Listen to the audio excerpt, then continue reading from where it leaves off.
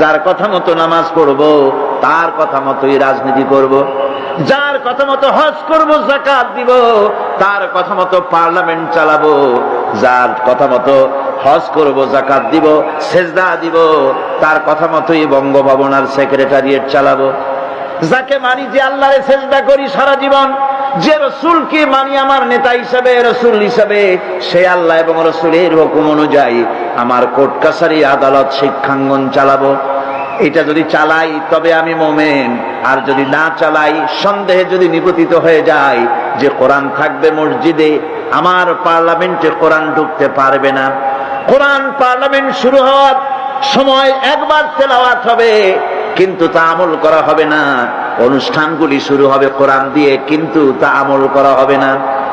কোরআন তেলাওয়াত করে ব্যবসা প্রতিষ্ঠান উদ্বোধন করা হচ্ছে, কিন্তু সুদের টাকা দিয়ে ব্যবসা প্রতিষ্ঠান বানানো হলো। বিবাহ পড়ানো হচ্ছে কোরআনের আয়াত দিয়ে, কিন্তু যৌতুক গ্রহণ করা হারাম, সেই যৌতুক দিয়ে বিয়ে উদ্বোধন করা হলো।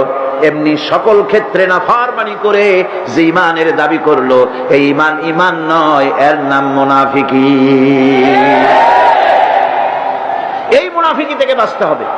সন্দেহের দানা বাঁধলে চলবে না, বিশ্বাস করতে হবে আমার কোরআনের নাম সংবিধান, এই কোরআন দিয়ে পার্লামেন্ট চলবে।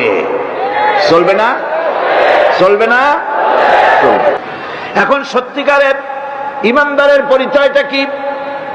কোরআনে কারীম সত্যিকারের ইমানদারের পরিচয় এভাবে পেশ করতেছে, ইন্নামাল মুমিনুনা আল্লাযীনা আমানু বিল্লাহি ওয়া রাসূলিহি সুম্মা লাম ইয়ারতাবু وجاهدوا بأموالهم وأنفسهم في سبيل الله أولئك هم الصادقون।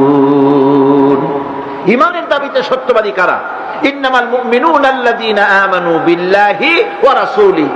সত্যিকারের মুমিন তো তারা যারা নাকি ঈমান এনেছে আল্লাহর উপর এবং রাসূলের উপরে। এই ঈমান আনার পর সুম্মা লাম ইয়ারতাবু, এরপরে কোন সন্দেহে সে নিপতিত হয় নাই, কোন সন্দেহ তার মনের মধ্যে জায়গা পায় নাই, আর সে আল্লাহর রাস্তায় জিহাদ করেছে মাল দিয়ে, জান দিয়ে।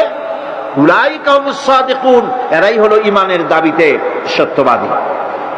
সুম্মা লাম ইয়ারতাবু, অথবা এক বিন্দু সন্দেহ মনের মধ্যে জায়গা দেয় নাই। অর্থাৎ ঈমান আনছি কার উপরে? আল্লাহর উপরে। কার উপরে? আর তার রাসূলের উপরে। আল্লাহ এবং রাসূলের উপরে ঈমান আনার পর